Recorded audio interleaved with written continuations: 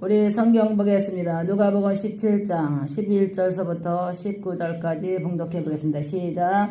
예수께서 예루살렘으로 가실 때에 사마리아 갈릴리 사이로 지나가십니다. 한 마을에 들어가시니 나병 환자 10명이 예수를 만나 멀리 서서 소리를 높여 이르되 예수 선생님이여 우리를 불쌍히 여기소서 하거늘 보시고 이르되 가서 제사장에게 너의 몸을 보이라 하셨더니 그들이 다 깨끗함을 받은지라. 그 중에 한 사람이 자기가 나은 것을 보고 큰 소리로 하나님께 영광을 돌리며 돌아와 예수의 발 앞에 엎드려 감사하니 이는 사마리아 사람이라. 예수께서 대답하여 이르시되 10사람이 다 깨끗함을 받지 아니하였느냐? 그 아홉은 어디 있느냐? 이방인 외에는 하나님께 영광 돌려 돌아온 자가 없느냐 하시고 그에게 이르되 일어나 가라 내 믿음이 너를 구원하였느니라 하시더라. 아멘. 기도합니다. 살아계신 아버지, 이 시간도 오늘도 귀한 말씀을 들고 섰사옵나이다.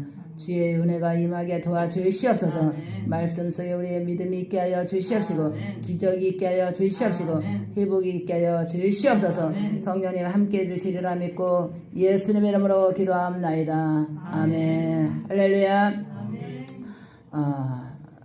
병을 깨끗함을 받은 사마리아 나병 환자에 대해서 오늘 전하고자 합니다. 하나님께서 오늘도 우리에게 은혜를 베푸고자 늘 성령님은 운행하시고 역사하십니다. 그러나 우리가 얼마만큼 믿음으로 나아가느냐가 굉장히 중요해요. 목사님이 산마른 무지개를 통해서 설교 내보고 간증 내보내고 또 작전기도 주고 상담을 통해서 그런데 작전기도에 기적이 일어나긴 하더라고요. 그래서 댓글이 올라왔는데 35번 그래서 어저께 댓글 문자가 왔길래 다시 제가 전화해서 2차 상담하면서 하나님께 영광 돌리라, 하나님께 나았으면 영광 돌리라 그랬어요. 안수 받은 것도 아니고 작전기도 속에서 역사가 일어났어요. 여기 보니까 35번 남편이 간암 수술 재발해서 두 번째 이제 수술 받고 배 아프고 쥐가 무섭게 났다고 그래요. 쥐가 배가 계속해서 아팠는데 작전기도인데 배가 아픈 게 없어졌고 쥐가 그냥 하루에 몇 번씩 무섭게 났대요. 쥐 나는 게 얼마나 무섭겠어요. 그런데 그게 낫대는 거예요. 딸이 많이 아팠는데 머리가 많이 아팠어요. 딸이 엄청 머리가 아프고 그랬는데 머리 아픈 게 나았어. 그 다음에 손발이 너무너무 찼는데 그게 나았어. 그리고 가르쳐준 대로 기도하니까 예배드리고 기도했더니 목사님 기적이 일어났어요. 이렇게 문자가 와서 제가 전화드려서 집사님 영광 돌리라. 그래서 댓글 올리라. 그래야 우리 댓글 속에서 은혜 받게. 이것도 간증이잖아요. 하나님께서 여기서 문둥병자 10문둥병자를 고쳤는데 다 아홉은 어디고 한 사람만 하나님 앞에 엎드려 하나님 앞에 영광을 돌렸다 그러잖아요. 주님이 고쳐주신 거. 그래서 나를 높이는 것이 아니라 산만의 목사님을 높이는 게 아니라 하나님이 기적을 내보낸 그 하나님의 영광을 드러내기 위해서는 간증이 필요해요. 그래서 이게 이렇게 하나님께서 배 아픈 거 고쳐주고 쥐 나는 게 얼마나 무서워요. 저도 쥐 나봤지만 쥐가 무섭게 하루에 몇 번씩 났다 그러잖아요. 근데 그게 안 난대. 작전기도를 통해서 귀지가 안 난대. 그리고 딸이 머리 아파서 그냥 너무너무 힘들었는데 그것도 괜찮고 손이 수족냉증 때문에 온몸이 찼는데 따뜻해졌다는 거야. 이게 뭐야? 기적이 기적. 하나님께서 주의 중에 말에 순종해서 기적이 일어난 줄 믿으시기 바랍니다. 그것도 더 신기한 것은 뭐냐, 딸이 너무나 아이패드 갖고 싶은데 사줄 돈이 없나 봐. 그래서 기도하고 사주로 기도하라 했더니 아이패드 사주라고 할아버지가 돈을 가져왔더라는 거야. 이게 뭐야? 하나님께서 믿고 기도하면, 할렐루야, 믿고 기도하면 병도 낫고 믿고 기도하면 없는 것도 있게 하시는 하나님이라는 거야. 그래서 우리 말씀이 굉장히 우리가 중요한 줄 믿으시기 바랍니다. 할렐루야. 그래서 하나님께서 예수께서 예루살렘으로 가실 때에 사마리아 갈릴리 사이로 지나가시다가 한 마을에 들어갔더니 나병 환자들이 10명이 예수를 만나 멀리 서서 소리를 높여 이르시되 예수 선생님이여 우리를 불쌍히 여기소서 하거늘 그랬어요. 나병 환자들이 10명이 예수 선생님이여 우리를 불쌍히 여겨주셔서 예수 선생님이여 우리를 불쌍히 여겨주시고 우리를 고쳐달라고 그랬어요. 그런데 하나님 예수님께서 그들을 고쳐줬어요. 근데 다 아홉은 어디 자기 갈 길 가고 한 사람만 예수님을 쫓으면서 그 앞에 엎드려서 하나님의 영광을 돌리더라 그랬어요. 정말 우리가 다 은혜를 받았다고 해도 다 지갈 길로 가고 은혜를 잃어버려요. 그래서 저는 목사님이 제가 신앙 생활했을 때 목사님이 부르더라고. 그랬더니 믿음이 똑같은 사람들을 불러. 그랬더니 3명을 딱 부르더라고. 지적해가지고 이 사람 믿음이 똑같대. 지금 아주 똑같아. 신앙이 똑같고 같은 그 시기에 이제 하나님을 영접하고 같이 이제 기도원 연단을 싼 거야. 가지각색 병이요. 어떤 사람은 하혈하는 병이었고, 어떤 사람은 폐가 안 좋았고, 나는 허리 디스크였고, 신장과 심장이 안 좋았고. 그래서 같은 그 달에 같이 들어갔는데, 기도원에 같이 들어가서 이제 안수를 받기 시작했는데, 자궁에서 출혈하는 사람도 곤침받고, 또 폐가 안 좋아서 폐결핵인데 그 사람도 곤침받고, 나는 허리 디스크고 심장이고 또 신장이 안 좋았고 류마티스 관절염이 있었거든. 나도 곤침받고. 근데 목사님이 이제 3명을 다 불렀어요. 믿음이 똑같은데 여기서 한 사람만 승리할 거다 그러더라고. 한 사람만. 근데 그가 나였어. 나는 그 목사님의 말씀을 나는 그때 명심했어. 내가 승리하리라. 믿음으로 내가 승리하고 내가 하나님께 영광 돌리라. 순간에 목사님 말씀에 딱 마음에 왔어. 3명 중에 내가 승리하리라. 근데 둘은 하나는 집사로 그냥 가정이 파탄났고 하나는 권사로 그냥 신앙이 미직진하고 그래요. 나만 주의 종이 된 거야. 나만 주의 종이 돼서 지금 32년 동안 하나님과 동행하는 삶을 살았으니까 얼마나 내가 정말 다행이다. 늘 하나님의 영광을 드러낸 거예요. 하나님이 이렇게 함께했고 이럴 때도 함께했고 아플 때도 함께했고 고난 때도 함께했고 슬플 때도 함께했고 힘들을 때도 함께했다는 그런 메시지를 가지고 전도도 하고 노방전도도 하고 개인전도도 하고 또 하나님의 사역에 여기까지 온 것이 뭐냐 주님이 은혜를 내려준 것을 잊지 않았기 때문에 할렐루야. 주님이 나에게 은혜를 내려준 것을 잊지 않았기 때문에 여기도 10문둥정자가 있었지만 9은 제 갈 길로 갔어요. 한 명만 하나님 앞에 엎드려 하나님 앞에 감사를 드리고 예수님을 따랐더라 그랬습니다. 할렐루야. 여기 보니까 우리 15절 보겠습니다. 15절 시작. 그 중한 사람이 자기가 낳은 것을 보고 큰 소리로 하나님께 영광을 돌리며 돌아와 예수의 발 앞에 엎드려 감사하니 이는 사마리아 사람이었습니다. 예수께서 대답하여 이르되 10사람이 다 깨끗함을 받지 아니하였느냐? 그 압은 어디 있느냐? 이방인 외에는 하나님께 영광을 돌리며 돌아온 자가 없느냐 하시고 그에게 이르되 일어나 가라 내 믿음이 너를 구원하였느니라 하시니라. 산마른 무지개를 통해서 영이 회복된 사람이 많아요 지금. 그리고 문제들이 해결되게 하고 또 이렇게 우겨싸움에서 벗어난 사람들이 엄청 많아요 지금. 그런데도 여기에서 이제 목사님 이렇게 해서 좋아졌어요 하는 사람은 별로 드물거든요. 왜냐하면 숨기고 있어. 근데 이렇게 드러내고 있는 사람은 정말 하나님의 축복이에요.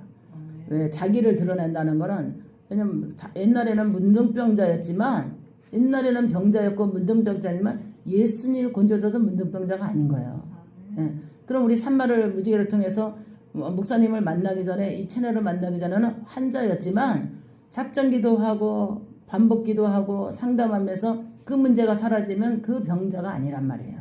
그러니까 어떻게 해요? 하나님께 영광을 돌려야 되는 거예요. 감사하고 하나님께 영광을 돌려야 되는 게 맞는 점이 되시기 바랍니다. 그래서 요즘 사람들은 자기 그냥 자존심 상해서 옛날에 아팠던 거 드러내기 싫고 힘들었던 거 드러내기 싫고 문제 해결됐던 거 드러내기 싫은데요. 그거는 절대 하나님의 은혜를 갚는 게 아니야. 지난날에는 아팠었지만 하나님이 역사해 주셔서 이렇게 곤진받아서 이렇게 회복됐습니다 하고 드러내는 것이 정말 영광이에요. 그러면 좋은 간증만 나오면 얼마나 좋겠어요. 앞으로 산마른 무지개를 통해서 목사님이 기도하겠어요. 좋은 간증만. 잘됐다, 치료됐다, 회복됐다, 자녀들의 앞길이 잘됐다. 지금 우리가 산마른 무지개 나가는 간증마다 얼마나 마음이 답답해요. 녹음하기도 어떤 데 싫을 때가 있어. 녹음하기 너무 스트레스 받을 때가 있어.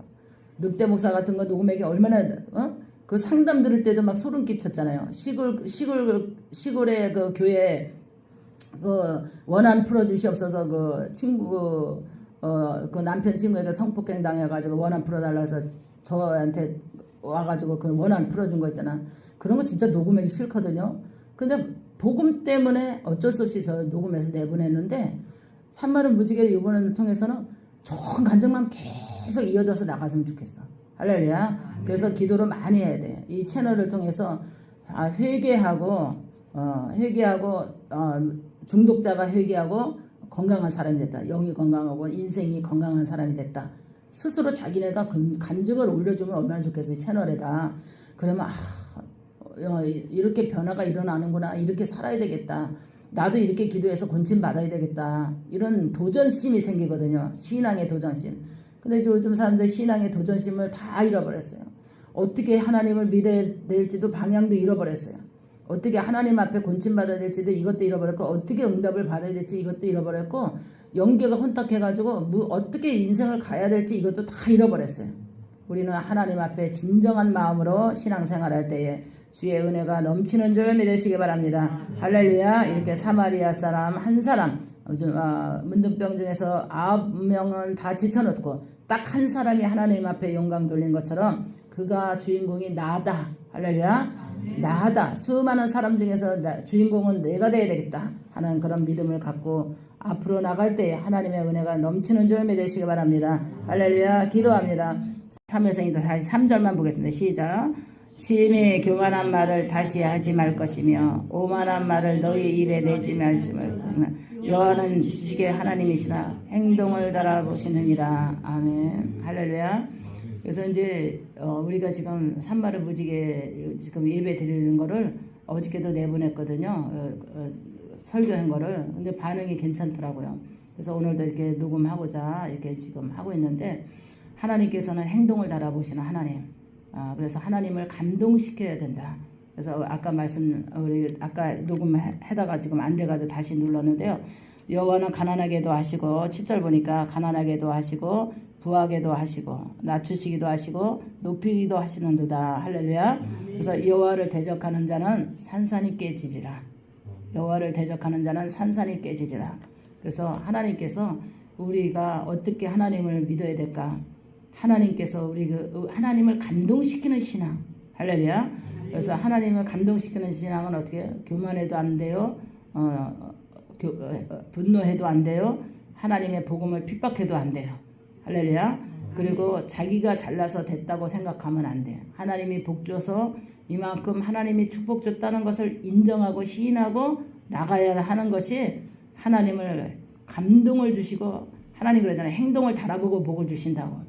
그리고 하나님을 대적하는 자는 산산이 깨지리라 그랬어요. 할렐루야. 그래서 하나님께서 아까 하나님이 그러잖아요. 우리의 인생 가운데서 어떻게 하면 우리를 사용하실까? 어떻게 하면 우리가 사용하실까? 여기 보니까 하나님이 그랬어요. 7절 보겠습니다. 7절 시작.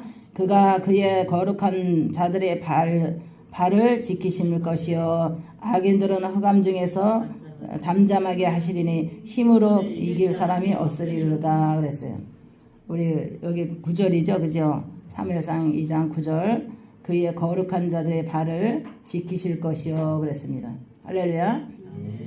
그래서 하나님이 우리가 인생 살아가는데 하나님 앞에 우리는 거룩한 자, 또 거룩한 자가 돼야 돼요. 그래서 하나님 마음을 다하고 성품을 다하고 우리가 어떻게 해요? 마음이 거룩해야 되고 생각이 거룩해야 되고 인생관이 거룩해야 된다 이거요.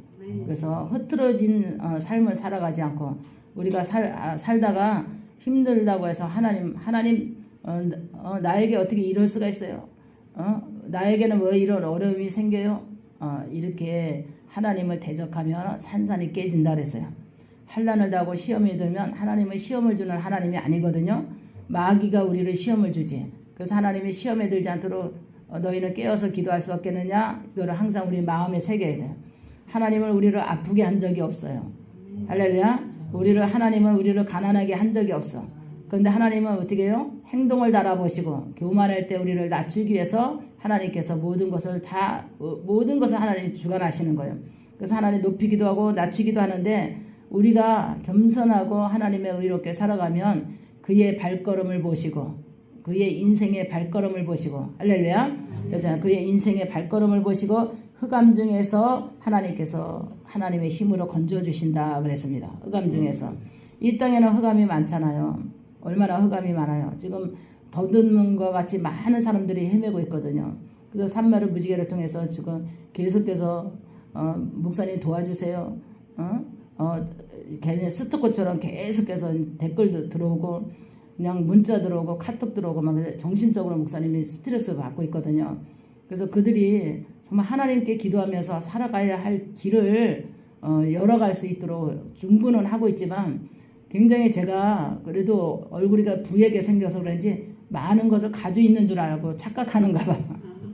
그래서 내가 우리 교회가 지하교회라는 거를 생각 못하고 정말 우리 조그만 난로 3개 가지고 지금 뜨는데 하나 현찮아 가지고 지금 아들 보고 시키라고 해서 했더니 그거를 이제 상담자한테 내가 오늘 엄청 춥다고 발 시렵고 발 동상 걸리겠다고 그랬더니 목사님 온풍 게 없어요. 그랬더니 우리 그거 없다고 그랬더니 이게 누구 목사님 상담 소개한 목사님한테 얘기를 했는지 문자가 들어왔어요. 그래가지고 난로랑 저거 제습기 사라고 입금해 주겠다고 목사님 고생 많으시다고 그래서 그거에도 너무 감동되는 거예요. 있는 사람이면은 그냥 있으니까 할 수 있어. 그런데 없는 사람이 하나님을 감동시키니까 내 마음도 막 짜릿했어요. 그래서 축복 기도를 해줬지만 없는 사람이 하니까 마음이 감동이 아주 짜릿했습니다. 그래서 하나님이 감동을 달아보시고 할렐루야. 아까 그랬죠. 하나님은 행동을 달아보시고 하나님께서 복을 주신다 그랬습니다. 그래서 오늘도 하나님께서 여호와를 대적하는 자는 산산이 깨지리라. 그래서 하나님을 대적하는 산산이 깨지리라. 그래서 사명의 무게가 무거워요. 사명의 무게가 무거워서 여기저기서 살려주세요. 도와주세요. 뭐 회복하고 싶다고 막 이러고 막 문제 해결하고 싶다고 막 들어오니까 막 어저께는 막 무겁더라고 마음이 사명이. 그래서 저희 하나님께 그랬습니다. 하나님 지금 32년 사역 가운데 하나님 몇 번을 막 저한테 막 몰아붙이고 막 성도들을 갖다 붙인 것이 몇 번이거든요. 그래가지고 그때 막 줄 서서 막 오는 그런 막 상상만 해도 막 두려움이 막 오는 거야. 처음에는 막 아파트에서 막 그런 꿈을 꾸고 났는데 막 줄을 서서 오는 한상을 보더니 진짜 사람들이 막 몰려오는데 막 정말 막 긴장되고 무서웠어요. 그래서 하나님 앞에 막 기도해서 어떻게 해야 되냐. 저 사람을 대할 때는 어떻게 해나. 처음에 사명 감당할 때 저 사람을 어떻게 내가 치료시키나. 그랬더니 하나님이 그냥 찬송왕 불러도 뒤집어지더라고. 찬송 몇 장 불러도 뒤집어서. 그냥 얹기만 해도 병이 나는 거야. 권사님 안수 받아봐서 알죠? 내가 진짜 가볍게 안수하잖아. 아주 가볍게 안수하는데도 그냥 좋아지는 거 보면 그분이 하시는구나. 그분이 치료하시는구나 이렇게 느끼고 정말 뭐 내가 힘써서 막 하는 것도 아닌데 언준적 나은 거 보면 그분이 하시는구나. 내 머리 위에 성령님이 하시는구나. 이런 것을 마음에 느끼곤 있지만 그래도 막 이렇게 인간을 생각할 수 있을 때 병원에서 안 되는 거 오잖아요. 이건 하나님이 하셔야 되거든요. 때때로는 제가 믿음이 약해지지 않게 하나님께 기도하지만 하나님 저는 사람입니다. 주님이 하셔야지요. 미국에서 지금 병군 치겠다고 지금 귀국한다고 그랬는데 날짜를 이제 잡아줬어요. 2월 13일 날로 잡아줬는데 이름은 봉헌하지 않지만 73세고요. 131번이거든요. 미국 뉴저지에서 온다고 그랬는데 그래서 우리 중보기도 해주시고 우리 산마를 무지개 우리 구독자들도 중보기도 해줬으면 좋겠어요. 1년 6개월 됐다고요. 그럽니다. 중풍 걸린 지. 그래서 지금 제가 강단에 더 적어 가져와서 아까도 통성으로 기도했습니다. 그리고 이제 어저께 장로님 한 분도 지금 사업하시는데 영적으로 많은 공격, 공황장애 엄청 무섭잖아요. 공황장애, 그다음 우울증, 막 귀를 통해서 막 공포, 가문에 내려오는 질병의 공포, 그다음에 사업의 막 위기. 그래서 걱정하지 마세요. 그러면서 막 작전기도니까 마음이 좀 안정을 가지시더라고요. 그래서 이분도 지금 중보기도 하고. 지금 평강에 이제 우리 놓고 지금 또 중보기도 사모님 위해서도 기도하고 지금 또 몇 분의 여기도 지금 이렇게 등록이 되어서 강단에 지금 놓고 기도하고 있습니다. 그래서 우리가 하나님 앞에 사람의 힘으로는 할 수 없어요. 그러나 하나님을 대적하는 자는 산산이 깨지리라 했으니까 우리 이 설교를 듣는 모든 우리 구독자 성도들도 하나님 앞에 엎드리는 것밖에 없어요. 살려달라고. 낮아지고 엎드리는 것밖에 없어요. 내가 뭐 때문에 하나님 앞에 힘든 일이 있을까? 하나님은 절대로 우리를 힘들게 하는 분이 아니거든요. 그러나 나의 교만 때문에 나의 자만 때문에 나의 모든 하나님의 행동을 달아보시고 그 발걸음을 보시고 그의 또 행동을 달아보시고 하나님께서 건질 자는 건지시는 좀이 되시기 바랍니다. 그래서 산마른 무지개를 통해서 하나님이 치료시킬 사람 붙이고 꼭 해결할 사람만 붙이고 그런 사람만 눈에 띄게 하시고 은혜 받을 사람만 산마른 무지개가 눈에 띄게 해 주시옵소서. 정말 저는 산마른 무지개 뭐 영업으로 나가는 게 아니고 복음으로 나가는 채널이기 때문에 정말 하나님 앞에 우리가 기도 하루에 2번씩 예배드리면서 기도 많이 하면서 이 채널을 위해서 기도하는 점이 되시기 바랍니다. 할렐루야. 기도합니다. 살아계신 아버지, 이 시간에도 하나님께 기도합니다. 주님 도우시고 인도하여 주시옵소서. 아버지 산마른 무지개를 통해서 하나님 은혜 베풀어 주시기를 원합니다. 하나님 아버지, 이 시간에도 우리 사랑하는 권사님 정말 아버지 이렇게 하나님 앞에 연단 받으면서 작정하면서 아버지 치료받고 있습니다. 하나님 완전히 완치돼서 태어날 수 있도록 아버지 도와주시옵소서. 부족한 종의 교회가 아버지 미숙하고 아버지 불편한데도 잘 참고 아버지 하나님 예배드리고 아버지 기도받고 있사오니 하나님께서 아버지 모든 것을 하나님 머리가 맑아지게 하여 주시고 교통사고 후유증이 아버지 하나님 깨끗이 낫게 하시고 아버지 하나님 방광을 치료하시고 하나님 아버지 하나님 이 시간도 기억력 아버지 깨끗이 회복되게 하시고 아버지 하나님께서 이제 정상적으로 하나님 삶을 살아갈 수 있도록 하나님 축복해 주시기 바랍니다. 하나님께서 미국에서 오실 아버지 하나님 귀한 권사님 놓고 기도합니다. 하나님 아버지 주의 능력이 임해서 하나님 아버지 여기까지 아버지 미국에서 하나님 아버지 한국으로 와서 권침받고자 부족한 종을 만나러 올 때 하나님 아버지 은혜 베풀어 주시옵소서. 하나님 아버지 그가 치료받기를 위해서 나오고자 합니다. 낫고자 하나님 아버지 베데스다의 연못을 찾아오는 것 같습니다. 하나님 아버지 주여 천사가 운행하여 주셔서 반드시 꼭 고쳐주시리라고 믿습니다. 주님 함께 주시리라 믿고 예수님 이름으로 기도합나이다. 우리 성경 보겠습니다. 잠언서 12장 1절서부터 3절까지 봉독해 보겠습니다. 우리 다 같이 봉독합니다. 시작. 훈계를 좋아하는 자는 자식을 좋아하거니와 징계를 싫어하는 자는 짐승과 같으니라. 선인은 여호와께서 은총을 받으려니와 악을 꾀하는 자는 정직한 말이니라. 사람이 악으로서 굳게 서지 못하거니와 의인의 뿌리는 움직이지 아니하느니라. 아멘. 살아계신 아버지, 이 시간도 하나님께 기도합니다. 오늘 부족한 종 말씀을 들고 섰사오니 은혜를 베풀어 주시옵소서. 도와주시리라 믿고 예수님의 이름으로 기도합나이다. 아멘. 할렐루야. 오늘 말씀은 의인의 뿌리는 움직이지 아니하리라 하는 말씀을 전해보고자 합니다. 우리가 이 시대에 우리 뿌리 있는 가문이 되어야 된다 이런 말 많이 듣죠. 그 가정 정말 뿌리가 있어. 근데 어떤 가정은 저 가정 정말 뿌리가 없어. 이런 소리를 옛날에 많이 들어요. 그래서 우리 대한민국이 정말 뿌리가 의인의 가정은 뿌리가 흔들리지 않는다 그랬거든요. 그래서 가정교육이 굉장히 중요하거든요. 자녀 교육이. 뿌리 있는 가문, 뿌리 있는 자녀, 뿌리 있는 그런 교육이 굉장히 필요해요. 그래서 자녀들을 어떻게 교육을 시킬 것인가에 대해서 오늘 설교하고자 합니다. 자녀를 교육할 때는 우리가 친밀한 관계, 처음에는 친밀한 관계로 자녀를 교육해야 돼요. 부모라는 그 잣대로 자녀를 그냥 난폭하게 그냥 윽박지르고 그냥 말 들어, 순정해, 왜 부모 말 안 들어, 이런 거부터 나가는 게 아니라 부모와 자식 간에 친밀해야 돼.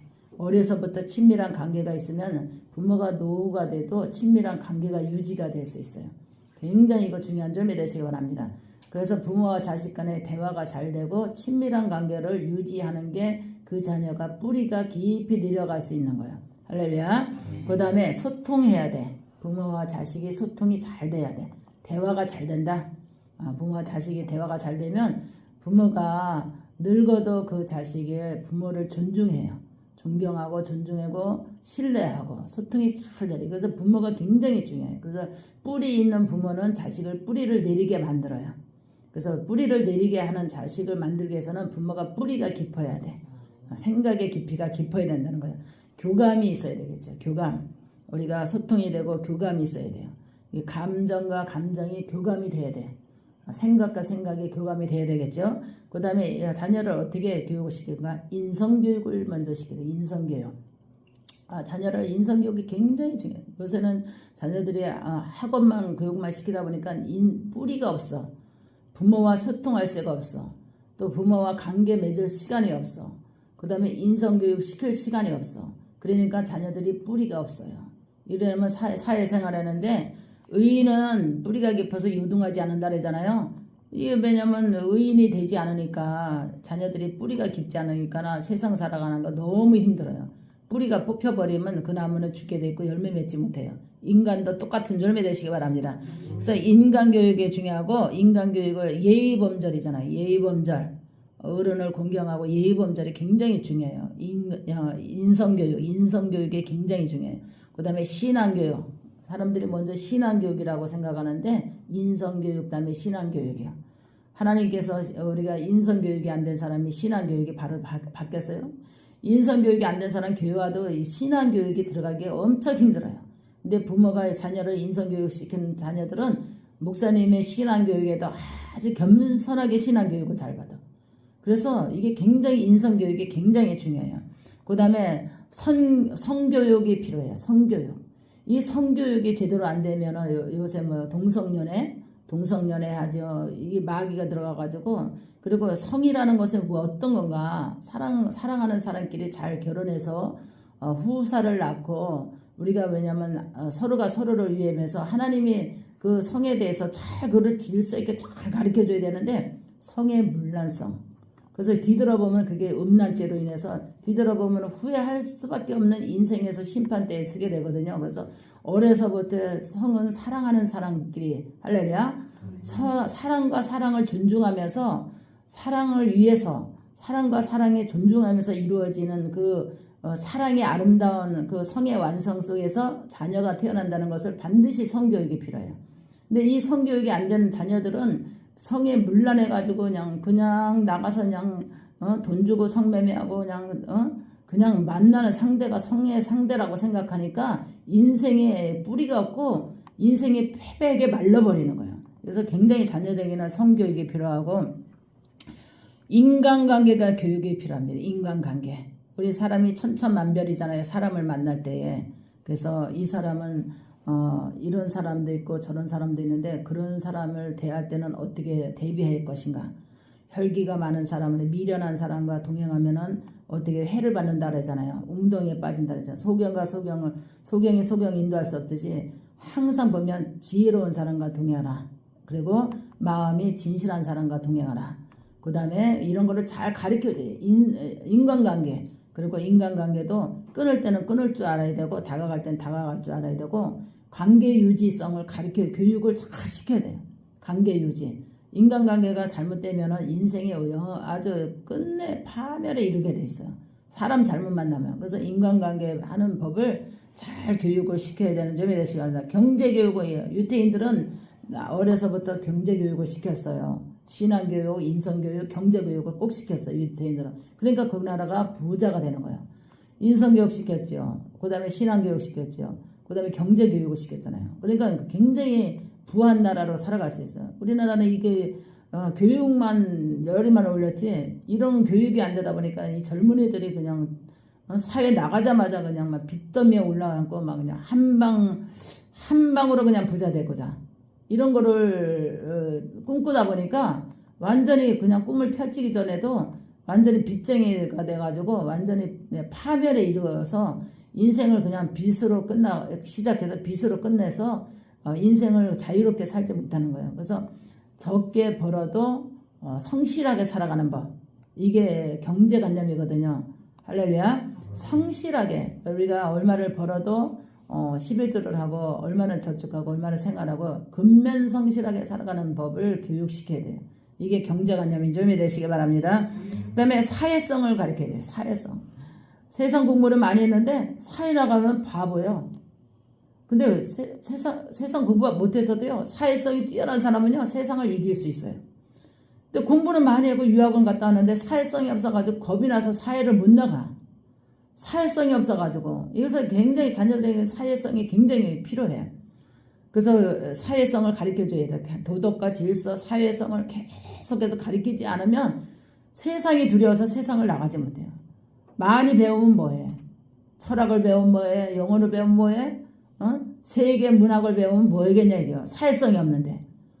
배운 지식은 있지만 사회성이 없어가지고 나가지를 못하는 거예요. 이것을 자녀들에게 우리나라 이 교육률이 정말 이게 심각할 정도로 상담을 하면서 목사님이 우리 대한민국 자녀들 이제 숫자는 줄어드는데 이거 사회성도 없지, 인성교육도 안 됐지, 정말 이거 정말 너무나 성교육도 안 돼 있지, 신앙교육은 더더욱 안 돼 있지. 어떻게 하면 좋나 이러니까 이제 노인네들이 학대받고 자녀들은 파멸에 이르고 뿌리가 없는 인생으로 뿌리가 뽑혀가지고 말라버리는 거예요. 영혼이 말라버리고 인생이 말라버리는 거예요. 열매를 맺지 못하는 거예요. 할렐루야. 그 다음에 애국심을 가져야 돼. 애국심. 이 사상의 애국심이 굉장히 중요해요. 이 북한에는 얼마나 그 애국심을 김정은의 그 사상으로 해서 그냥 뭐 북한 나라를 애국심을 막 심어주잖아요. 우리 대한민국의 우리 후손들에게 애국심이 심어져야 되는데 지금 무슨 절기에 태극기 달아야 되잖아요. 태극기 안 달아요. 잘. 이 사상이 지금 흐려져가지고 부모부터 빨간 것이다 하면 놀라가는 것만 먼저 앞서가지 이 나라에 대한 그 애국심이 없어. 우리 선진들이 어떻게 이 나라를 6.25 하면 6.25에 대한 것을 교육을 가르쳐야 되고 학교에서도 너무나 희미하게 가르치니까 6.25라는 것을 체감하지 않은 아이들에게는 애국심이 생길 리가 없어요. 그 태극기 달아야 되는 그 날에 빨간 것이나 그냥 뭐 어디 놀러 가자, 뭐 친구끼리 놀러 가자, 부모들도 그냥 들떠서 놀러 가는 데만 이게 빠져있지 애국심이라는 것이 전혀 찾아보기가 힘들어. 그 이 나라 어떻게 버티고 나가냐 이게. 이 나라 애국심이 없는데, 국민이 애국심이 없고 후손이 애국심이 없는데 뿌리가 없다니까. 이 뿌리가 없으면은 큰일 나잖아요. 뿌리가 깊은 거는 요동하지 않는다 그랬거든요. 의인의 뿌리가 깊으면 요동하지 않는다는데 그냥 의인의 뿌리가 깊은 거는 점점 이제 노년이 돼서 하늘나라 가버리고 후손에게 이게 뿌리 깊게 가르쳐야 되는데 교육이 안 되고 있어요. 인성교육도 안 됐죠. 신앙교육 안 됐죠. 예절 교육 안 됐죠. 사회성 안 돼 있죠. 애국심 안 돼 있죠. 너무 지금 힘든 이 세상에 어떡할까 이거 정말 하나님께서 이 나라를 지켜나가려면 애국자들이 많아야 되거든요. 애국심 있는 사람들이 나라를 위해서 기도를 많이 합니다. 그리고 애국심 있는 사람들이 이 나라를 지키기 위해서 무슨 일이 있다 그러면 다 우리나라는 애국심이 없어서 전쟁 났다면 다 이제 돈 있는 사람은 비행기 타고 다 해외를 피해갔고요. 그럼 이 나라 텅 빈 나라 뭐 완전히 뺏기는 거지 뭐. 이러면 애국심을 심어주면 해외 살다가도 그냥 비행기 타고 다시 날라와서 이 나라를 지키겠다고 그냥 총칼 들고 나갈 그런 준비가 돼야 되는데 애국심 없어요. 후손에게 애국심이 없어. 학교에서도 애국심을 가르치지도 않아. 별로 약하게 가르치고 나라에서도 정책도 그렇고 가정교육도 애국심을 가르치지 않아. 왜? 바쁘니까. 부모님이 바쁘다는 것 때문에 이 자녀 교육이 엉망이 돼가지고 뿌리가 없어. 뿌리가 없으니까 이게 뿌리 없는 나무는 마르게 돼 있거든요. 열매를 맺지 못하는 거예요. 그래서 하나님께서 오늘 말씀을 통해서 우리 다시 한번 보겠습니다. 12장 잠언서 12장 시작. 훈계를 좋아하는 자식은 좋아하는 자니와 징계를 싫어하는 자는 짐승과 같으니라. 선인은 여호와께 은총을 받으리와 악을 꾀하는 자는 정죄함을 받으리라. 사람이 악으로 굳게 서지 못하거니와 의인의 뿌리는 움직이지 아니하니라. 아멘. 여기 보니까 훈계를 싫어하는 자는 짐승과 같다 그랬죠. 선인은 여호와께 은총을 받으려니와 악인은 꾀하는 자는 정죄함을 받으리라. 사람이 악으로서 굳게 서지 못하고 의인의 뿌리는 움직이지 아니하니라 그랬어요. 의인의 뿌리는 움직이지 아니하니라. 요동하지 않는다 그랬죠. 자녀들이 너무나 감정이 기복이 심해요. 요즘 자녀들이 너무나 감정 기복이 심해서 이 사회가 어떻게 혼란할지 몰라요. 감정 기복이 심하니까 예의 범절들까 어르신들 보면은 요즘 이러잖아. 나이 먹은 사람들은 함부로 말 못해요. 옛날 어르신들은 젊은이에게 훈계하면 네 알겠습니다 하고 이렇게 겸손하게 받아들이고 어려워서 피해가고 그랬잖아요. 요새는 뭐라 그러면 이 꼰대가 이러면서 막 그냥 대들고 폭력 쓰고 막 그런단 말이에요. 젊은이들이. 이게 인성교육이 안 돼서 어른애를 몰라보는 거예요. 인성교육이 안 돼서 이 꼰대가 이러면서 그냥 얻어 터지게 저거 해서 어른들도 나이 먹은 사람도 이제 경로석에 있으면 이제 젊은 애들 보지 않아서 휴대폰 하고 앉았어요. 그러면 어른이 그냥 80세 먹은 사람들이 거기 앞에 서 있어도 빤빤하게 앉아가지고 안 비키는 거예요. 지하철이나 경로석이라고 써 있는데 임산부가 이렇게 배가 불러서 거기에 서 있어도 안 비키고 그냥 뭐라 못 바짝하고 휴대폰만 하고 앉았다니까 요즘 애들. 그게 왜 그런가? 인성교육이 안 돼 있는 거예요. 정신세계가 뿌리가 없는 거예요. 이러니까 이 사회 어떻게 지켜나갈까 목사님 굉장히 걱정되더라고요. 인성교육. 그러니까 애고심도 없는 자녀들 사회성이 정말 이 나라 큰일이고 부모에게 효를 가르쳐야 돼요. 부모에게 효를 가르치는데 우리 시대만 해도 부모님을 굉장히 효심을 갖고 부모라면 뭐든지. 근데 요새는 지가 먼저요. 지가 먼저. 저 맛있는 거 있으면 지가 먼저 먹어야 되고 맛있는 거 뭐 좋은 거 있으면 지가 먼저 가져야 되고 지가 우상이 돼버리는 거예요. 근데 우리 시대만 해도 맛있는 거 있고 좋은 거 있으면 부모님한테 드리는 게 아주 법이잖아요. 그게 효라고 그러잖아요. 그래서 옛날에는 그냥 어디 가서 이웃집 가서 감 하나 얻어와도 그거 안 먹고 그냥 그 터질까 감 터질까 그냥 이렇게 어머니가 좋아하니까 자꾸 데려와가지고 어머니 드세요 이랬는데 요새는 상담을 듣는데 기가 막히더라고. 그 시어머니가 돈이 많은데 그 며느리네 집 가서 초인종을 넣었대. 너무너무 손주가 보고 싶어가지고 초인종을 넣으니까 며느리가 문을 삐끔이 열더니 어머니 왜 우리 지경 침범하십니까? 우리 지경을 왜 침범했냐? 아들네 집에 들어가지 못하는 거야. 왜 손주가 보고 싶고 너무나 전화해도 연락이 안 되니까 띵동하니까 왜 우리 행복의 지경을 침범하시냐? 왜 우리 집에 침범했냐? 예고 없이 왜 오냐 이게. 그러면서 저기 문을 콱 닫고 들어가더래. 그러니 그 시어머니가 얼마나 기가 막히겠어요. 응? 그 소리 듣고 그 많은 재산을 자식에게 줬고 그 많은 그 가리키고 정말 배울수록 더 그런다는 거예요. 배울수록 인성교육이 안 되고 학벌만 높여놓고 인성교육 신앙교육이 안 되다 보니까 그런 그런 며느리를 만나든가 그런 아들을 만나든가 그런 사이를 본다든가 그러면 엄청 진짜 이게 사회가 얼마나 그랬어요. 그래서 너무너무 슬퍼가지고 남편도 죽었고 자기 혼자잖아요. 아들 하나인데 재산은 있어서 거의 다 주고 10%만 남겨놨대요. 10%가 10억이 넘는데 그 상담인데 10억이 넘는데 같이 누리고 행복하게 쓸 사람이 없는 거야. 남편은 죽었지. 돈은 있어도 다 자식에게 줬고 10%만 남겼는데도 10억이 넘는데 근데 이 10억을 가지고 손주들하고 먹고 맛있는 것도 먹고 같이 여행도 하고 싶고 뭐 손주들 사주고 싶고 막 그러잖아요. 근데 이게 너무 가진 게 너무 많이 주다 보니까 아쉬운 게 없는 거야. 그러니까 시어머니가 오는 게 싫은 거야. 왜 내 지경을 침범하냐고. 며느리가 그러더래요. 그러니 이 아들은 완전히 마누라한테 뭐 가스팅이라니 요새? 완전히 마누라한테 싹 잡혀가지고 엄마한테는 보러 가지도 않고 갈래도 마누라 눈치 때문에 못 가고 손주들 보여주고 싶어도 마누라가 뭐라니까 못 보여주고 이러니까 가족이 하나밖에 없는 부모인데도 그렇게 늙어가면서도 정말 고독사 하면서 살다가 고독하게 살다가 고독사로 죽게 생겼더라고. 이러니 이게 어떻게 된 교육이냐. 응? 부모가 잘못 교육시킨 거예요. 자기밖에 모르는 거예요. 요새는 외동딸, 외아들 그러잖아요. 특히 하나 키울수록 관계 유지를 못하는 거야. 관계 유지. 왜냐면 형제를 많이 키운 가정에는 관계 유지가 잘 돼요. 서로 양보하기도 하고 서로 뺏기도 하지만 관계 유지가 질서가 있어요. 근데 외동으로 하나 키운 자식들을 보면은 지밖에 몰라.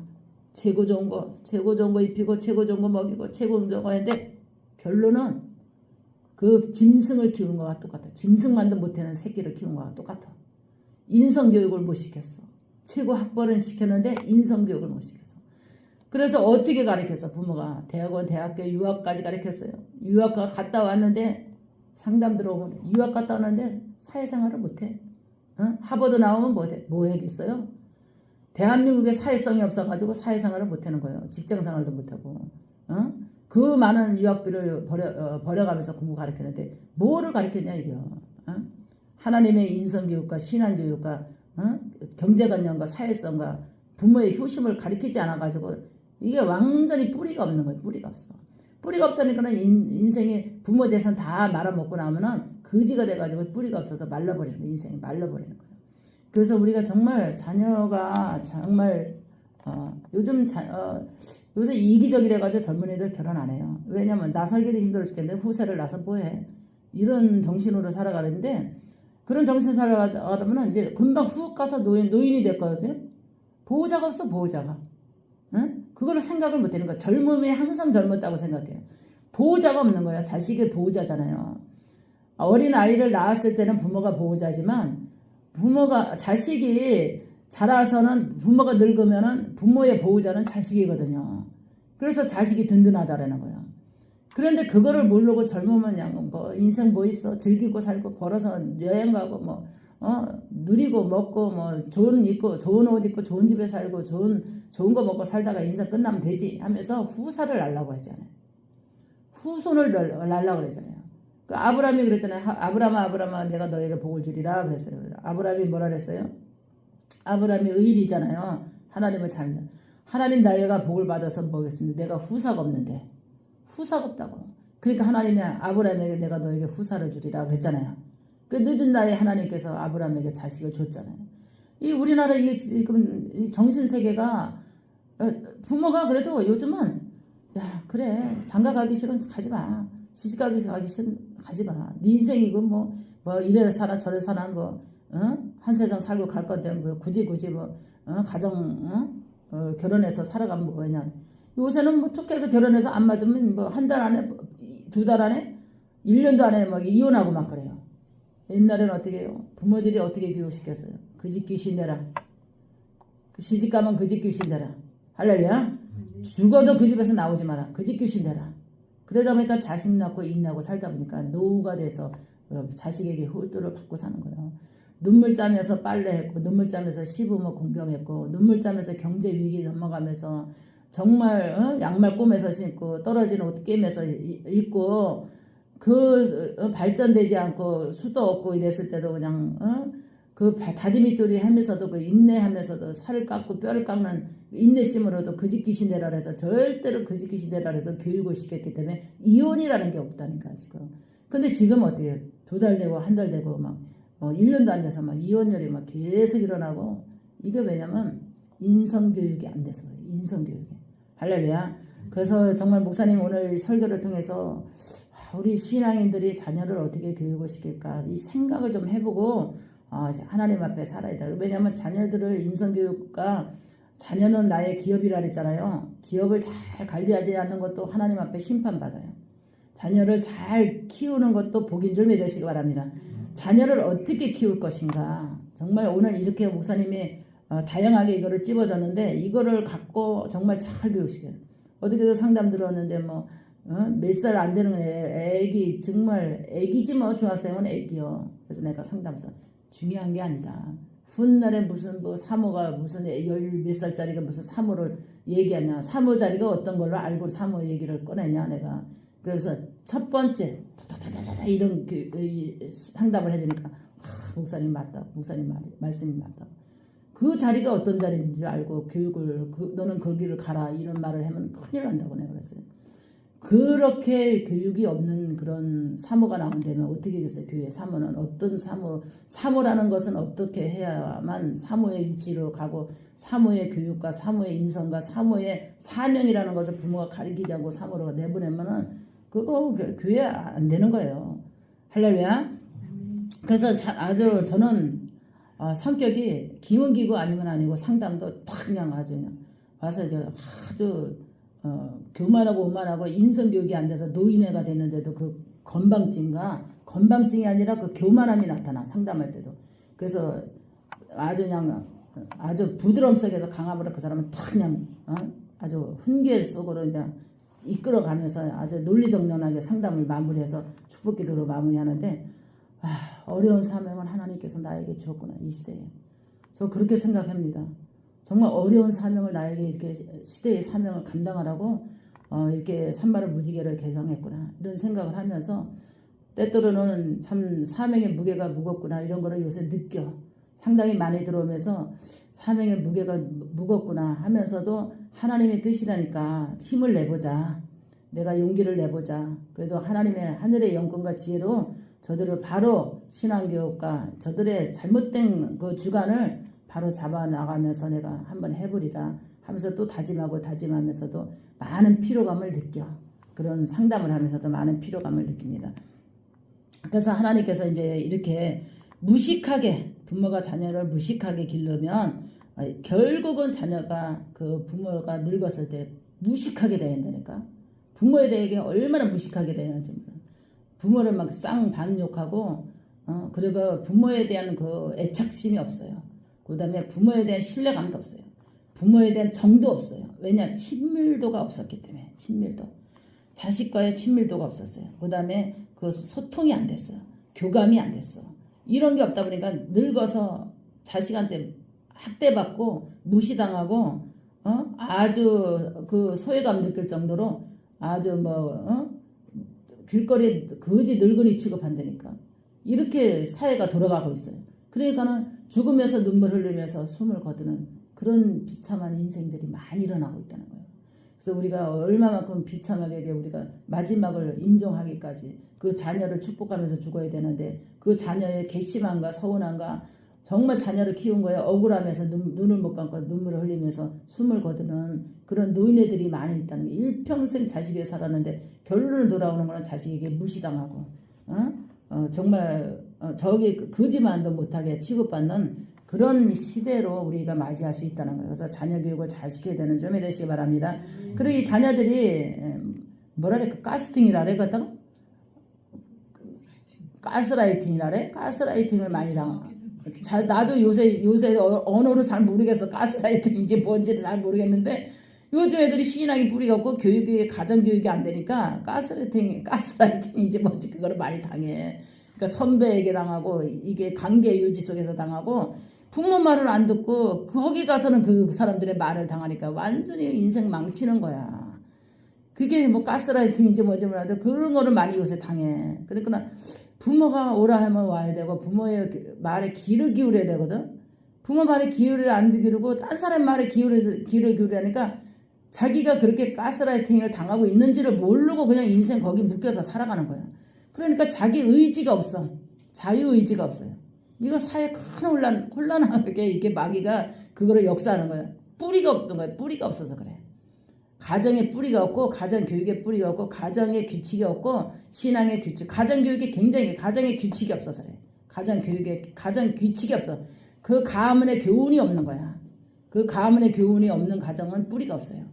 그러니까는 이 가스라이팅인지 뭐지 이런 거 당해가지고 그냥 거기에 인생이 올무돼가지고 참 인생 젊은 애들이 불쌍한 거야. 이렇게 선배, 친구, 상사, 주변 관계 속에서 이런 뭐 가스라이팅인지 뭐 가스팅인지 나는 잘 모르지만 그렇게 당해가지고 요즘 젊은이들이 정말 영원히 헤매고 뿌리 없는 인생에 뽑혀가지고 삶을 그렇게 살아갈 때 너무나 불쌍하고 정말 기도 제목이 너무너무나 많다 하는 걸 느낄 수 있습니다. 우리 대한민국을 위해서 우리가 우리 젊은이를 위해서 정말 늙어가는 부모님들을 위해서 우리가 또 늙어가면서 우리가 당해야 할 그런 입장에 우리가 숨 쉬고 살아가는 동안에 우리가 행복하게 또 인간답게 우리가 대우받으며 살아야 되는데 결국 자녀들은 우리를 대우하지 않으면 얼마나 불쌍하겠어요.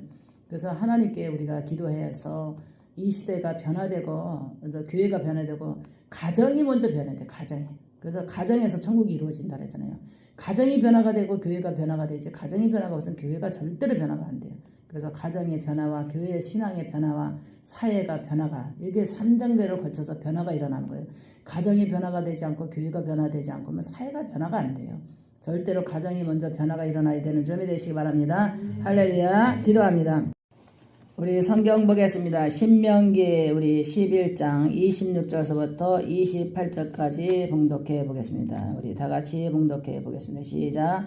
내가 오늘 복과 저주를 너희 앞에 두나니 너희가 만일 내가 오늘 너희에게 명하는 너희의 하나님이 너희의 명령을 들으며 복이 될 것이요 너희가 만일 내가 오늘 너희에게 명령하는 도에서 돌이켜 떠나 너희의 하나님 여호와의 명령을 듣지 아니하고 본래 알지 못하던 다른 신들을 따르며 저주를 받으리라. 아멘. 기도합니다. 사랑과 능력이 많으신 아버지, 이 시간도 하나님께 기도합니다. 성령님 도우시고 인도하여 주시옵소서.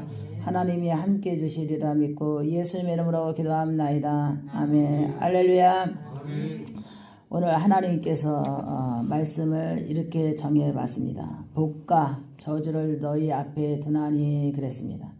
하나님께서 우리에게 복도 우리 앞에 두고 저주도 우리 앞에 있다는 거예요. 근데 하나님께서 우리가 복을 너희가 만일 내가 오늘 너희에게 명령한 너희 하나님의 여호와의 명령을 들으면 복이 될 것이요. 하나님의 명령을 들으면 복이 될 것이요. 너희가 만일 내가 오늘 너희에게 명령하는 도에서 돌이켜 떠나서 하나님을 떠나서 다른 것을 듣게 되면 어떻게 해요? 우상을 숭배하거나 이런 거를 듣게 하면 저주를 받게 된다 그랬습니다. 복이 아니라 복과 저주가 우리 인생의 앞에 있다는 거예요. 그래서 하나님이 우리의 명령을 지키면 복이 되는데 다른 신을 섬기게 되면 저주를 받게 된다 그랬습니다. 요즘 영적으로 너무나 힘든 세대에서 계속해서 성도들이 우상 숭배하고 있거든요. 한쪽은 하나님을 믿고 한쪽은 우상 숭배를 하고 있어요. 왜냐하면 하나님을 교회에서는 이제 우리가 예배를 드리고 하나님의 법을 가리키지만 시험이 드니까 어떻게 해야 될 방법을 모르니까 하나님 믿음에서도 가서 물어보게 되고 또 굿하고 막 이런 게 계속 상담 들어오거든요. 그래서 이거 큰일 났다 이런 생각을 해보면서 하나님이 여기 보니까 23절 너희 하나님 여호와께서 내가 가서 차지할 땅으로 너를 인도하여 들이실 때에는 그립산에서 축복을 선포하고 그랬어요. 그립산에서 축복을 선포하고 29절 보니까 그립산에서 축복을 선포하고 예벨산에서 저주를 선포하라 그랬습니다. 이것은 뭐냐면 하나님께서 하나님을 믿고 따르고 법을 지키면은 축복이 이렇게 올 것이다 선포하라는 거예요. 주의 종을 통해서 모세를 통해서. 그 다음에 여기 보니까 왜 그립산에서는 축복을 선포하라고 했을까? 거기는 하나님이 믿는 백성들이 있었고 예배 가운데서도 하나님을 신뢰하고 경외하고 또 하나님께서 마음을 다하고 성품을 다하는 사람들이 모여 있는 곳이 여기 보니까 그립산이에요. 거기서는 축복의 말씀이 저절로 나가게 되죠. 근데 예벨산에서는 저주를 선포하라 그랬습니다. 너희가 하나님을 이렇게 안 믿고 하나님의 법을 따르지 않고 간음하고 술 취하고 타락하고 이런 사람들이 많이 모여 있는 곳이 어디요? 예벨산이었어요. 그래서 왜냐하면 하나님이 그랬어요. 너희가 짐승과 동침하지 말고 동성령에 하지 말고 우상 숭배하지 말고 또 술 먹지 말고 또 하나님께서 뭐라 그랬어요? 우리가 우리의 마음에 그리스도의 영을 가지라 그랬는데 마귀의 영을 갖고 그러니까 거기에서는 하나님께서 이렇게 되게 되면 너에게 저주가 임할 것이다 하고 그립산에서는 저주를 선포했고 예벨산에서는 축복을 선포했다 그랬습니다. 우리가 설교를 들을 때에 축복의 말만 들으면 얼마나 좋아요. 축복의 말씀은 너희가 이렇게 되면 천대까지 복을 받으리라 이렇게 하고 또 너희가 이렇게 하면은 또 매일같이 하나님께서 들어가도 복을 받고 나가도 복을 받고 형통하리라 하는 설교만 들으면 얼마나 좋겠냐고. 그런데 그렇지 못하고 왜냐면 반반이 섞여 있잖아요. 반반이. 어떤 사람은 어떻게 해요? 하나님께서 그립산이고 어떤 사람은 예벨산이야. 그만큼 신앙의 산을 비교했거든요. 어떤 사람은 그립산이고 어떤 사람은 예벨산이야. 그래서 그립산에서는 축복의 말씀이 예벨산에는 저주의 말씀이 이런 거를 통해서 하나님께서 우리에게 날마다 우리의 영혼이 정말 나는 축복의 산으로 내가 가리라. 축복의 산으로 할렐루야. 저주의 산이 아니라 그립산의 축복의 산으로 가리라. 예벨산에는 저주의 말씀을 선포했거든요. 예벨산이 아니라 나는 그립산으로 가리라. 할렐루야. 그래서 모세가 시내산에서 하나님을 만난 것처럼 우리가 지금도 성경이 이어지면서 시내산 많이 하잖아요. 우리의 정말 축복의 산은 어딘가 그립산에서 축복이 온다 했으니까 나의 신앙은 하나님과 함께하는 그립산이 되리라. 할렐루야. 영적인 그립산이 되리라.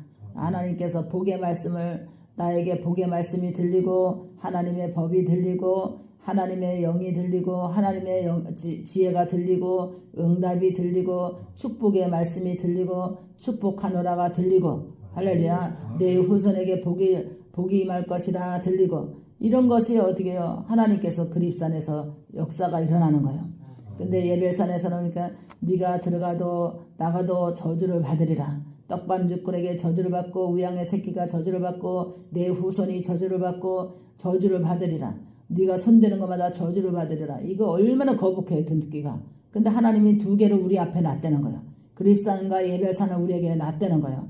그리고 저주와 축복을 우리 앞에 놨다는 거예요. 그러니까 네가 어디로 올라갈 것이냐. 할렐루야. 어디로 올라갈 것이냐. 축복의 산으로 올라가야 되겠죠. 축복의 산으로. 내 믿음의 산은 축복의 산으로 올라가야 되는 거예요. 내가 두 길이 있다 그랬잖아요. 저주와 축복이 있고 또 한 곳은 어떻게 해요? 축복의 선포와 저주의 선포가 있다 그랬잖아요. 그러니까 나는 어디로 올라가야 되느냐? 축복을 선포하는 곳으로 가야 되죠. 하나님 법을 따라서. 할렐루야. 그래서 하나님께서 그 축복에 선포하는 말씀을 따라 가야 되는데 하나님의 법을 따르는 사람이 그 말귀가 알아듣고 축복을 선포하는 쪽으로 살아가기 위해서 하나님의 법을 지키는 거죠. 하나님의 믿음을 지키고 의롭게 그 산으로 올라가는 거예요. 믿음의 산으로 올라가는 거예요. 근데 하나님 그랬잖아요. 저주가 있고 축복이 있는데 내가 저주의 산으로 가지 않고 축복의 산으로 올라가려면 마음을 다하고 성품을 다하고 뜻을 다하고 믿음을 지키는 거지. 믿음을 지키는 거. 자루나 우르노나 치우치지 않고 반드시 축복의 산으로 내가 올라가리라. 하나님의 복의 통로로 올라가리라. 할렐루야. 우리는 신앙의 산으로 올라가는 것과 똑같아요. 얼마나 믿음이 올라가기가 힘든지 몰라요. 그러나 믿음이 내려가는 것은 순식간이에요. 순식간에 주르륵 내려가는 거예요. 올라가기는 힘든데 내려가는 것은 너무나 힘들어요. 우리 그래서 산에 올라가는 건 너무나 쉬운데 내려오는 건 좀 쉬워요. 계단 올라가는 것도 우리가 계단으로 올라가는 건 너무나 힘든데 내려오는 건 되게 쉬워요. 그래서 하나님께서 이렇게 두 종류의 말씀을 오늘 우리에게 주신 줄 믿으시기 바랍니다. 그래서 하나님 아버지, 우리는 정말 우리 앞에 두 개가 있는 줄 몰랐습니다. 저주와 축복이 내 앞에 있는 줄 몰랐습니다. 그러나 내가 잘못 선택해서 내가 하나님 아버지 정말 그립산의 축복을 바라보고 올라가야 되는데 내가 에벨산의 저주를 향해서 내가 올라갔었으면 다시 되돌아 내려와서 다시 그립산으로 올라가는 그런 축복을 가져야 되겠습니다. 이런 거를 깨닫고 하나님 내가 정말 두 개를 내 앞에 놨는데 하나는 복이요 하나는 저주였는데 내가 저주를 따라갔습니다. 저주의 길로 내가 들어섰습니다. 하나님 다시 내가 회개하고 돌이켜서 하나님 앞에 축복의 산으로 내가 올라가고자 하는 마음을 다하고 성품을 다하고 믿음의 힘을 다해서 올라가리라 하는 믿음을 갖겠습니다. 돌이키겠습니다. 내 마음을 돌이키겠습니다. 다시 내가 잘못 가고 있는 신앙, 잘못 가고 있는 인생, 잘못 가고 있는 생각, 잘못 가고 있는 판단, 이걸 하나님 깨달았습니다. 오늘 말씀을 통해서 하나님의 영광을 해서 다시 하나님의 축복의 산으로 올라가겠습니다. 할렐루야. 자, 하나님께서 복의 통로로 내가 향해서 가겠습니다. 이렇게 마음을 가져야 됩니다. 두 마음이 우리에게 있습니다. 두 마음이, 하나는 순종의 마음이요 하나는 불순종의 마음이요, 하나는 선한 마음이요 하나는 악한 마음이요. 이것이 다 우리의 신앙에 접목시켜보면 하나는 축복의 마음으로 가야 되는데 하나는 어떻게 저주의 마음으로 가고 있는 거예요. 불순종, 타락, 자기의 모든 것이 하나님을 등을 지고 가는 것이 저주의 길로 들어가는 거예요. 그게 에벨산인 줄 믿으시기 바랍니다. 그래서 에벨산과 그립산의 선포가 달랐다는 거, 말씀의 선포가 달랐다는 거, 우리가 늘 마음에 새겨서 하나님의 말씀이 어디서는 어떤 말씀이 우리에게 왔고 어디서는 어떤 말씀이 왔는가, 그때마다 우리의 신앙에 따라서 틀리다는 것을 우리가 알 수 있습니다. 그래서 우리가 신앙으로 축복의 산을 향해서 올라가는 믿음이 되어야 되는 줄 믿으시기 바랍니다. 기도합니다. 우리 시편 142편입니다. 1절서부터 우리 3절까지 봉독해 보겠습니다. 1절서부터 3절까지 우리 다 같이 봉독해 보겠습니다. 시작. 내가 소리내어 여호와께 부르짖으며 소리내어 여호와께 간구하는도다. 내가 원통함을 그의 앞에 토설하며 내 우환을 그의 앞에 진술하는도다. 내 영이 내 속에서 상할 때에도 주께서 내 길을 아셨나이다. 내가 가는 길에 그들이 나를 잡으려고 올무를 숨겼나이다. 아멘. 살아계신 아버지, 이 시간도 하나님께 기도합니다. 성령의 도우심과 인도하심을 하나님 허락해 주시옵소서. 은혜를 베풀어 주시리라 믿고 예수님의 이름으로 기도합나이다. 아멘. 할렐루야. 우리는 인생을 살아가다 보면 막다른 길을 마주칠 때가 있다고 봅니다. 그래서 우리가 길이 안 보이고 길이 막혀 있다 생각해봐요. 너무나 무섭고 두렵겠죠. 어디로 뒤돌아갈 수도 없고 앞으로 가긴 가야 되는데 그게 바로 우리의 인생길이라고 합니다. 인생길. 할렐루야. 우리의 인생길이 나가야 되는데 막혀 있다고 생각해봐요. 인생길. 그래서 이 인생길을 어떻게 해야만 막혀 있을 때 하나님의 길을 내달라고 기도하는 것이 믿음이거든요. 그래서 하나님 뭐랬어요? 길이요 진리요 생명이다. 나는 너의 인생의 길이고 너의 인생의 생명이고 너의 인생의 진리다 그랬어요. 그래서 우리가 하나님 앞에 길을 내달라고 기도하는 것은 당연하고 또 우리 하나님께서 우리 생명을 우리가 길이요 진리요 생명이라 그랬잖아요. 생명을 우리에게 하나님께서 도와달라고 생명이 위급하니까 생명을 도와달라고 지켜달라고 이렇게 기도하는 것이 우리가 신앙의 믿음의 근본이거든요. 근데 이제 위급하니까 길은 안 열려 있어. 길이 안 보여. 근데 하나님께서 기도하면 그 길이 막힌 길이 열리는데 안 열리니까 조급한 거야. 왜 조급하냐? 뒤에는 적군이 따라오거든요. 나를 괴롭게 하는 적군이 따라오거든요. 경제적인 악바, 또 질병의 악바, 이거 치료받지 못하면 죽는다는 그 적군, 또 이 물질이 해결 안 된다 하면은 완전히 거지가 되고 쪽박 찬다는 다 모든 것을 뺏기게 생겼어. 그러니까는 모든 것을 가지고 뛰려니까 너무 힘든 거야. 전 재산을 들고 내가 뛰어야 되고 이게 우리 마음이잖아요. 마음. 그 길을 통과해서 가야 되는데 뒤에서는 계속 적군이 따라오는 거야. 나를 향해서 물질이라는 온 재산이라는 적군이 내 거를 뺏으려고 따라오니까 강도가 따라오니까 얼마나 마음이 급하겠어요. 뛰긴 뛰는데 앞이 콱 막혀버린 거야. 또 앞이 콱 막히니까 얼마나 무섭겠어요. 잡혔다 하면 다 뺏기게 생겼고 또 앞이 길이 열려서 빨리 가야 되는데 그 길을 통과해야 된다. 길이 탁 막혔으니까는 너무나 두려운 거예요. 그 다음에 질병이라는 병마 귀신이 우리의 생명을 잡아서 죽이려고 따라오니까 살려고 우리가 어떻게든지 치료받으려고 우왕좌왕 방황하고 막 그러잖아요. 그런데 하나님 앞에 부르짖어 살려달라고. 왜냐면 이거를 고치지 않으면 생명이 위험하고 죽게 생겼으니까 주님 도와달라고 기도하는 것이 우리가 진리고 믿음이고 은혜인 줄 믿으시기 바랍니다. 그래서 하나님께서 이렇게 기도하는 것밖에 없어요. 그리고 여기 보니까 4절 보니까 오른쪽을 살펴보소서. 나를 아는 이도 없고 나의 피난처도 없고 내 영혼을 돌보는 이도 없나이다 그랬어요. 그러니까 막막하니까 나를 아는 척했던 사람도 어려움을 당하면 딱 외면하잖아요. 그게 우리 인생이요. 잘 나가고 돈 있고 먹을 거 있으면 정말 하다못해 동네 개도 다 모이고 파리도 모이고 다 주변에도 다 모이게 돼 있어요. 먹을 게 있으면. 근데 아무것도 없고 다 가진 것도 없고 다 뺏기게 생겼으면 아는 이도 없고 도울 사람도 없고 할렐루야. 정말 피난처도 없는 거예요. 피난처도 없다 그랬어요. 그래서 내 영혼을 돌아보는 이도 없다 그랬어요. 내 영혼을 돌아보는 이도 없다. 근데 우리 그러잖아요. 같이 안 됐어 하지만은 그거를 돌아보는 사람은 어디 있겠어요? 하나님 위에는 할렐루야.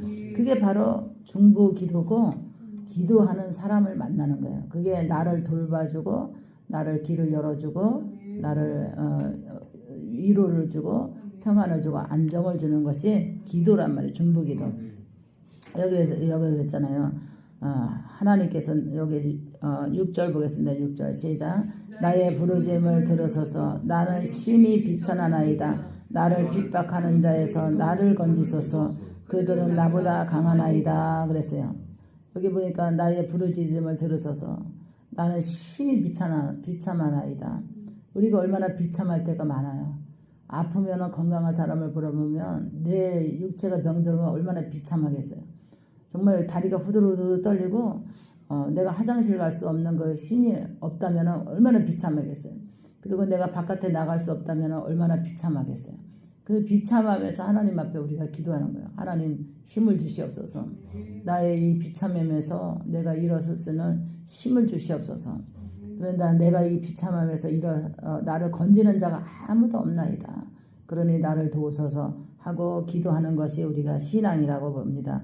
그래서 내 영혼을 우리 7절 보겠습니다. 시작. 내 영혼을 옥에서 이끌어내사 주의 이름을 하며 하소서. 주께서 나에게 갚아주시리니 의인이 나를 들으리이다. 아멘. 내 영혼을 옥에서 이끌어내사 주의 이름을 감사하게 하소서. 우리 감옥이 따로 없어요. 감옥이 따로 없는 게 아니면 집에서 나가지 못하면 감옥이에요. 사람은 인간의 자유의지가 있거든요. 그 다음에 병원에서 못 나가게 하면 감옥이에요. 그래서 창살 없는 감옥이라 그러잖아요. 이 창살 없는 감옥에 갇히면 얼마나 괴롭겠어요. 시간은 가고 세월은 가는데 감옥에 갇혀가지고 나가지 못하는 거예요. 그래서 하나님께서 이 감옥에서 나오게 해주시옵소서. 내가 진짜 비천한 아이다. 인생이 비참하고 너무 괴롭습니다. 하고 이렇게 여기 시편 기자는 말했습니다. 이것이 누구의 저가 아니라 우리의 모든 인생에게 하시는 말씀이라고 봅니다. 그래서 하나님께서 내 영혼을 길을 열어주시옵소서. 내 인생의 길을 열어주시옵소서 하고 오늘 말씀을 전해봅니다. 그래서 모든 사람들이 하나님의 말씀 안에서 길이 보이고 열리고 해결되고 감옥에서 나올 수 있는 은혜가 있어야만 우리가 자유의지로 살아갈 수 있는 건강, 또 자유의지로 살아갈 수 있는 경제적인 물질, 축복, 얼마나 이게 왜냐면 침상을 뺏기고 집을 뺏기고 이러면 얼마나 고통스럽겠어요. 그러니까 사르다 가부가 아들과 빚 때문에 먹고 죽으려고 했던 것을 다 주의 종에게 바치고 그가 기름병을 가서 가져오라 그랬잖아요. 마음껏 부어서 가서 팔아서 빚 갚으라 그랬잖아요. 이것은 기름이라는 것은 성령이에요. 성령. 성령. 그러니까 기름병이라 하는 것은 우리 믿음의 병이거든요. 그래서 하나님이 축복을 거기다 부어줄 때 우리 믿음의 그릇에다 부어줄 때 하나님께서 잔이 넘쳐서 모든 것이 해결되는 좀이 되시기 바랍니다. 할렐루야. 기도합니다.